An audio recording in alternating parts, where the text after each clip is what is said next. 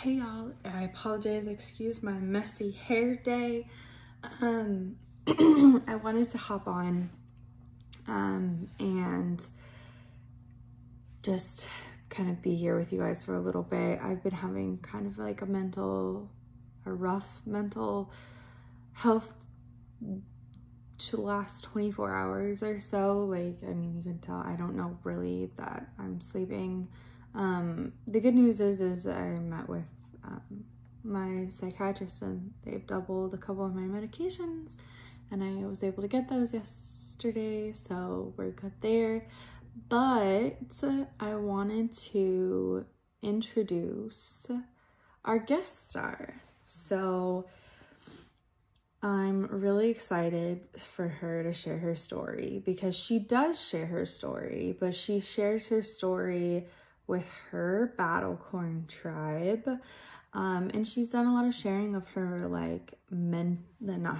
her medical issues and battles, and she's so incredibly honest about it, and you can just see the growth that she's had, and like the things that she faces is like honestly insane to me. The fact that, you know, she is still so smiley and so confident and so, you know, just like that breath of fresh air.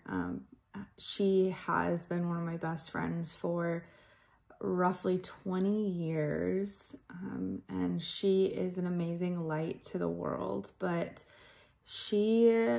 I challenged her to share her story of her mental health battle, and so she said, let's do it. And so I'm really, really excited to introduce her. Her name is Brenda, and if you want to find her and find out more about her, she does have an Insta, so it's at Battlecorn Brenda. She is very much a Battlecorn, which is, let me explain a little bit. She is a unicorn, sparkly and shiny and full of rainbows and full of love and full of, you know, all the good things. But then she's a fighter, so hence the Battlecorn. She's been fighting for her medical, you know, help. She's done a lot of fighting for herself and advocating for herself and trying to get the help that she needs, and from the doctors that she needs the help from. And so hence Battlecorn. And then of course she has her own tribe and her own following, but I wanted to bring her on here and have her share her story with you. So here she is. Again, this is Miss Brenda, and I can't wait to see and to hear her story.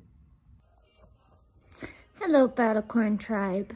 So I'm jumping on today at request of my best friend of almost 20 years, Miss Faith, who has been so honest and so brave about her trauma and her medical issues this year that have stemmed from pretty much not dealing with anything that she went through. She's the strongest human I know, and a mother to her sisters and kind of to all of us growing up, and yet she lost herself and sickness took over.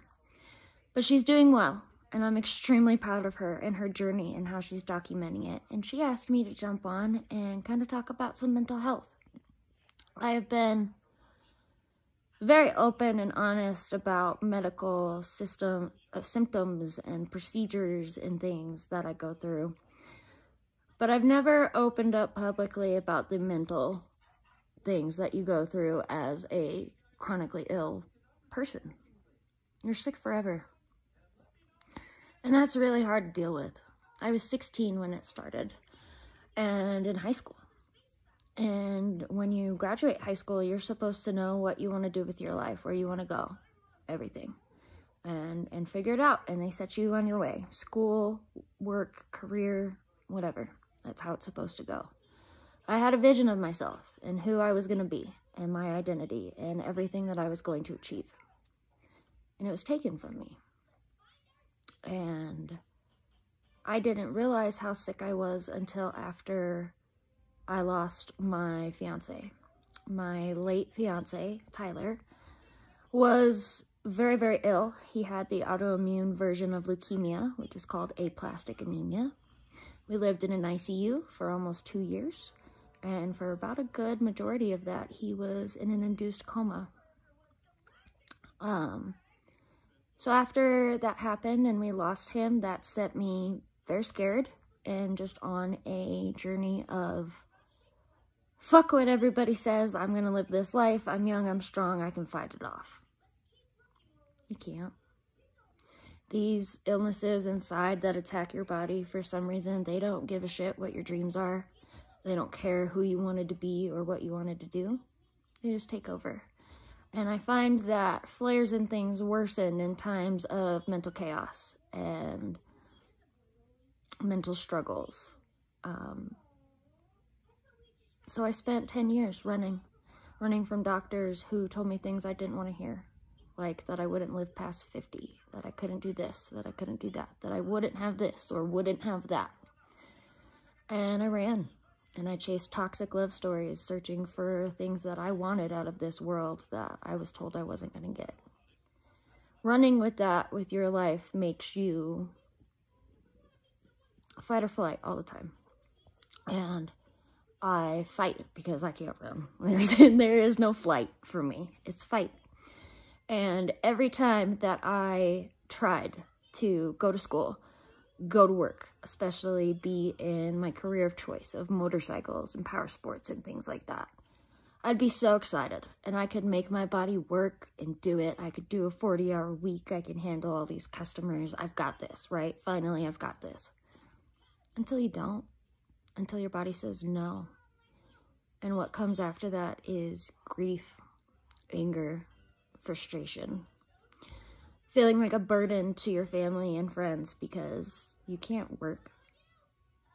How does one define themselves in society without their work or their health or anything?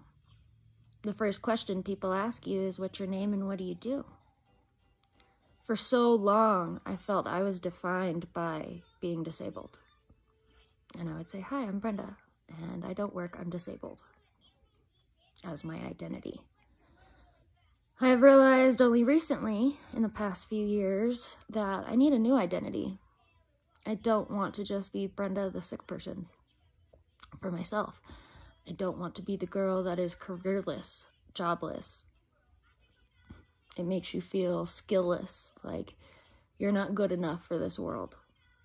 And coming from a family with such great work ethic, I mean, my parents were teenagers and worked 2 or 3 jobs to make sure that we could be okay. And we were half raised by our grandparents. So to be born into that and to have the work ethic ingrained in you and then not able to do so is extremely painful, defeating. It breaks you down. All those little voices in your head, they will yell at you. They will tell you that you're worthless, you're not good for anything. And they're not true. I've finally gotten to the point a few years ago that I finally said these voices are bullshit. I don't know what my purpose is. I don't know what my job is here on earth. I know that I bring a lot of sparkle and happiness to the people that I love. But sometimes there's no sparkle. If I don't feel good, I'm a nasty, nasty lady sometimes. So who am I without the sparkle? Who am I without the health, without the career? I am learning that it is okay to say, hi, I'm Brenda, and I'm a stay-at-home dog mom and crafter. And that's okay. That has value too. Society puts so much on our income and what we make and what we do as who we are as human beings. And I am learning that that's not the case. And in my journey of mental health, I am practicing counseling, of course. I have an amazing counselor. Being open and honest with myself. I have a partner that genuinely listens and wants to know what my little voices are saying, why I'm reacting the way I do, why I shut down suddenly, what I'm remembering, where am I if I hear a sound. It's a little PTSD, just through the things that I've been. a little ADHD, we're finding out. Lots of anxiety and depression. And I've drawn all these little monsters, how they look to me, and that's cathartic as well. And I am searching spirituality. I have always been very spiritual. I do not conform to one religion or beliefs. But I am actively seeking out light and answers and guides to what I'm supposed to do next with my journey. Because there is more than this. We are here to do more than work, pay bills, and die. And I'm gonna figure that out. And you will too. I love you all. Thank you for giving me a safe space to be open and to express these things. It is hard to have this battle in your head when all you have ever wanted to do, and in your body, the battle in your body, when all you've ever wanted to do is be a participating adult in life, how society sees fit. And that changes. And it's different for me. And I have limits. I can't just go do things because I want to. I can't just go be out in the sun for long periods of time. Definitely can't go out in the snow. I live in Colorado, so skiing, all of that's out. It's hard. And it's hard to learn to accommodate. But the powerful thing is knowing your tribe around you. And your tribe understands your limitations even when you don't. And they're going to take you on adventures and make sure that you experience this world, but in a way that you're comfortable and that you're not going to have to recoup and rebuild from it. It's a learning. Mental completely affects physical. And now in these past few years compared to the last 15 years, the relationship, the friendships, the communication, the space that I'm in. Safe, honest, open, not traumatic. And that leads to better health, better everything. You woke up today. I'm proud of you. You can beat the monsters. Don't let the bastards get you down. And blessed be.